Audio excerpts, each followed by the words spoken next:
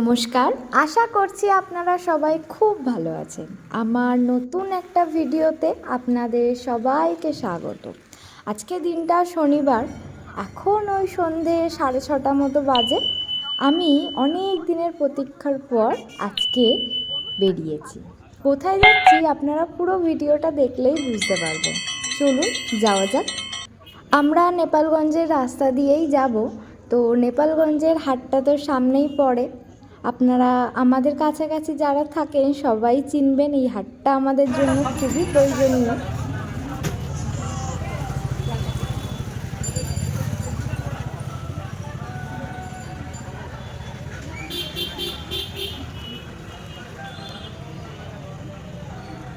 ভীষণ ভিড় ঠেলাঠেলি করে বেরোনোর পর এখন আমরা মিষ্টি দোকানে ঢুকেছি। যাওয়ার আগে তো কিছু মিষ্টি নেওয়া দরকার। প্রচুর মিষ্টি থাকার পরেও এখন তো শীতকাল, তাই জন্য কোনো মিষ্টি না নিয়ে চলে এলাম সরাসরি গুড়ের রসগোল্লা নেওয়ার জন্য। চলুন।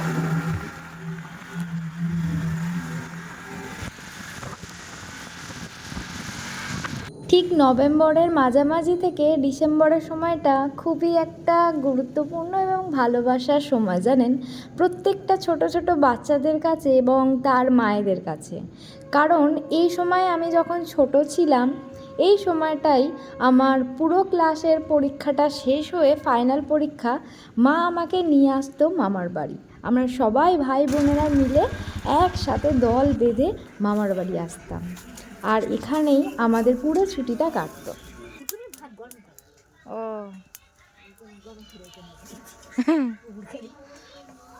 ও কখন থেকে পিঠা করতে বসেছে?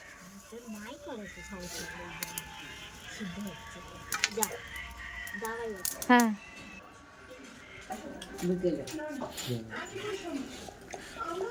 মাছ মাছ আছে।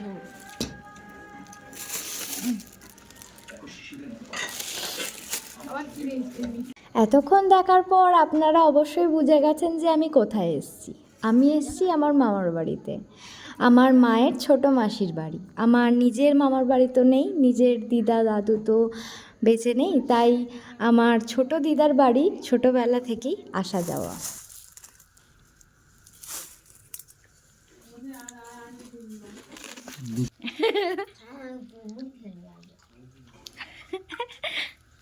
আর নারকেলটা কি সুন্দর সাদা সাদা, মা কি সুন্দর দেখতে।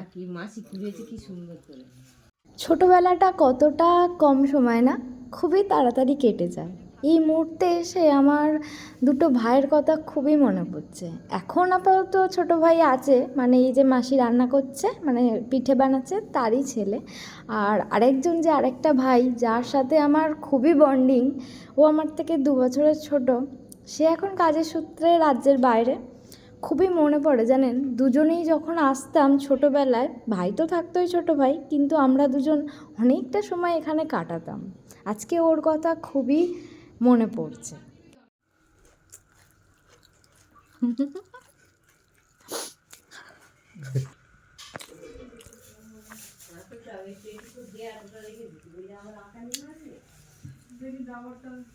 ছোট থাকতে থাকতে একরকম, কিন্তু বড় হওয়ার সাথে সাথে মানুষের প্রতিটা সম্পর্কই কত কত চেঞ্জ হয়ে যায় না। ভাই কাজের সূত্রে বাইরে, আর আমিও বিবাহিত জীবনে সংসার ধর্ম পালন করছি। এখন পিঠে খেতে দিয়েছে ওকে, আর আমি তো ঘুরতে ফিরতে কিছুটা পিঠে খেয়েই নিয়েছি। পিঠে এমন একটা জিনিস যে তুলে কাউকে প্লেটে করে দিতে হয় না, যখনই মনে হয় খেয়ে নেওয়া যায়। চলুন ও খেয়ে নিক। আর এখন ওই রাত 10:30 মতো বাজে, আমরা সবাই ঘুমানোর জন্য প্রস্তুত হচ্ছি। কালকে সকালে দেখা হচ্ছে। রাতে কতটা আমরা সবাই ঘুমাতে পেরেছি বা ঘুমিয়েছি সেটা আমরা বলতে পারবো না, কিন্তু সময়টা না খুবই তাড়াতাড়ি কেটে যাচ্ছে, জানেন। এখন ওই সকাল 8:30 মতো বাজে, আমি সবে ঘুম থেকে উঠলাম। উঠে দেখি সবাই কাজে ব্যস্ত। মা মাসি তো ভীষণ ব্যস্ত। মা এখন সকাল সকাল স্নান করবে ঠাকুর প্রণাম করার জন্য, আর মাসি ওদিকে রাতের পিঠেগুলো গরম করতে বসিয়েছে। আর এদিকে দেখছেন আকাশের অবস্থাটা খুবই শোচনীয়। এখন শীতকাল তো, তাই রোদের তো কোনো তাপ আমরা বুঝতেও পাচ্ছি না। মনে হচ্ছে যেন কত বেলা হয়ে গিয়েছে, রোদ তো পড়েই গিয়েছে।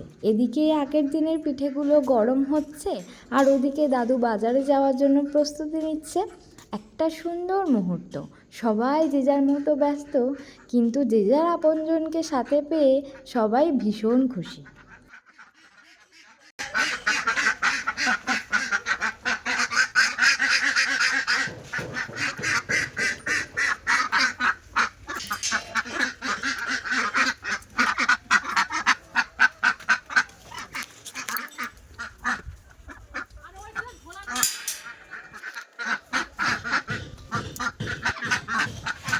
চন্টু মন্টু,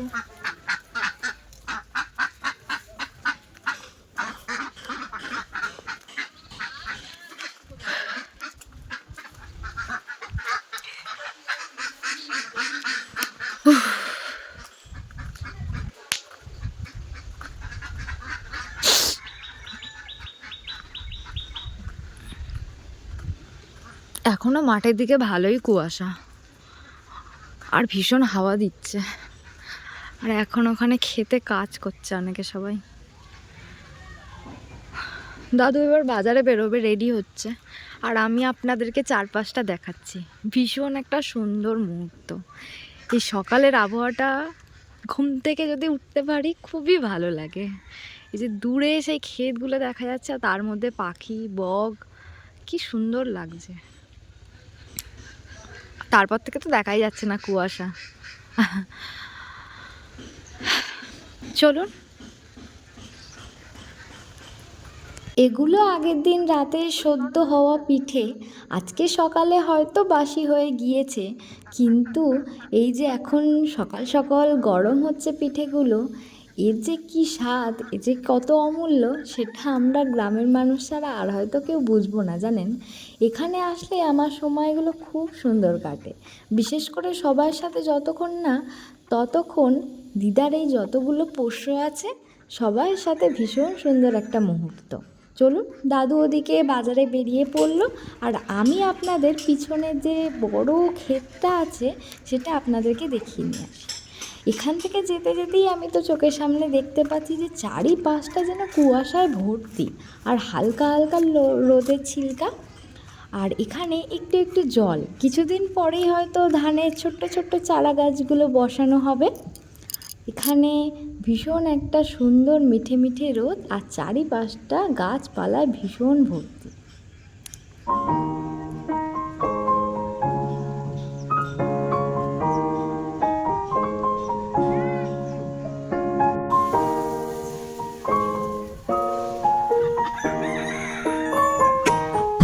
চলুন, মাসি আমাকে এখন গরম গরম পিঠে ধরিয়ে দিল।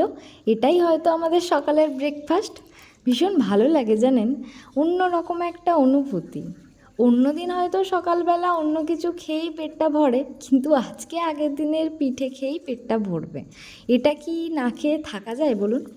চলুন, আজকে তাহলে আসি, আবার নতুন একটা ভিডিওয়ে দেখা হবে। এখন বসে বসে গরম গরম পিঠে খাই আর সবার সাথে একটু সময় কাটাই। পরের ভিডিও কিন্তু খুব তাড়াতাড়ি আসবে, এরই নেক্সট পার্ট। আপনারা দেখতে ভুলবেন না, পাশে থাকবেন। টাটা।